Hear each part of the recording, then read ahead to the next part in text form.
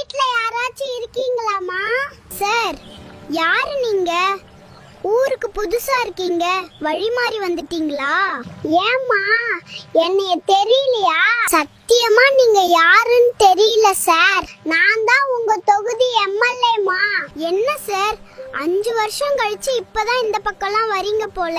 கொஞ்சம் பிஸியா இருந்தம்மா, அதான் வர முடியல. அத விடுங்க, இந்தம்மா 3000 மறக்காம நம்ம கட்சிக்கே ஓட்டு போட்டுருங்க. என்ன சார், காசு கொடுத்து ஓட்டு வாங்கலான்னு பாத்தீங்களா? இருங்க, என் மாமா கிட்ட ஃபோன் பண்ணி சொல்றேன். மாமா, சொல்றீ குந்தானி, நேரம் கெட்ட நேரத்துல தான் கால் பண்ணி தொல்லை பண்ணுவியா? இங்க ஒரு கட்சிக்காரரு ஓட்டுக்கு காசு தரேன்னு சொன்னாங்க, நான்லாம் வாங்க மாட்டேன்னு சொல்லிட்டேன். அடியே சிரிக்கி, அந்த காசு வாங்கி எனக்காச்சும் தரலாம்ல, பால் பாட்டில் வாங்க வச்சு உதவியா இருக்கும்.